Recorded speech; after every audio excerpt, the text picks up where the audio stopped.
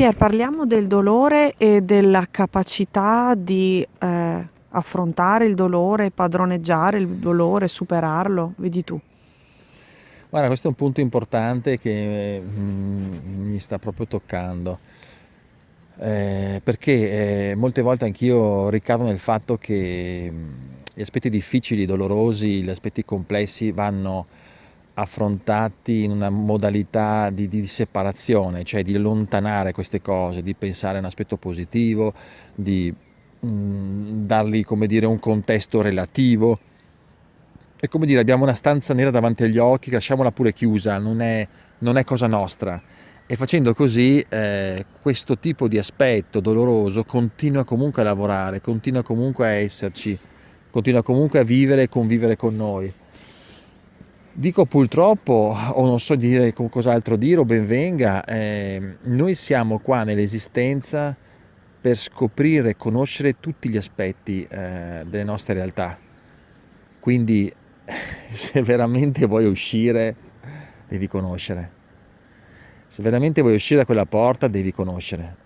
Il disvelamento di una realtà di campo di illusione viene con la conoscenza che si satura dell'esperienza. Una volta che l'esperienza è saturata e quindi hai una dimensione di comprensione profonda e hai immagazzinato tutta l'esperienza, hai esaurito, diciamo, l'esperienza, quindi non ti interessa più, ecco, quel sano distacco che arriva, ecco che si disvela, si rivela, si scioglie questa illusione del dolore e passi a un altro piano, ma fin tanto che non l'hai saturata e quindi non l'hai conosciuta e quindi non sei entrato. Quindi il dolore non è da superare, il dolore è da far accogliere. La paura non è una cosa da superare, la paura è da accogliere, è da conoscere. Conosci gli aspetti anche delle tenebre, le parti più oscure, le parti, perché sono tutti poteri che hai bisogno di conoscere. Quella porta c'è solo se fai amicizia con tutti. Questo non vuol dire perseguire delle vie oscure, ma vuol dire Infatti è fraintendibile questo concetto, l'ambito di no? dignità, perché ogni cosa ha una sua dignità. Ma quindi va accolta per essere trasformata? O va accolta esattamente per ciò che è? Sicuramente quando dai dignità a ogni cosa si trasforma in te, perché la riconosci e dai dignità.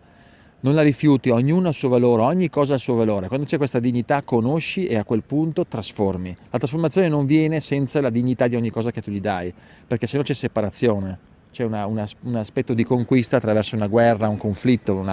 Io in tutti i miei passaggi ho sempre appreso che bisogna dare dignità, bisogna onorare tutte queste forze, bisogna conoscere anche il dolore, queste parti, una volta che le conosci, le apprendi, le fai, diciamo, tue, ecco che la porta si apre finalmente in un'esperienza copartecipe, perché qua hai conosciuto e conoscendo, perché c'è la chiave, un discorso, se tu non conosci ci puoi ricadere a una dipendenza, a una paura, a un dolore. Se tu conosci profondamente il tema di una cosa e quindi ne condividi, la conosci nell'essenza, non ci ricadi perché hai visto fino in fondo quello che è. Quindi non si può superare una cosa se non la conosci fino in fondo. Questo, ripeto, non è che bisogna fare tutte le esperienze, ma bisogna attraversare un modo interiore in cui non separi, ma permetti di dar dignità a ogni cosa e accogli.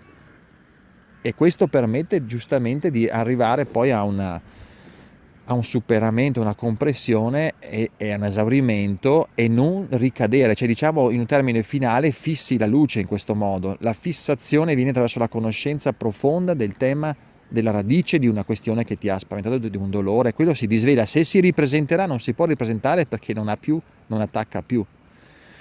Quindi diciamo in ultima analisi, se vuoi uscire devi conoscere. Grazie.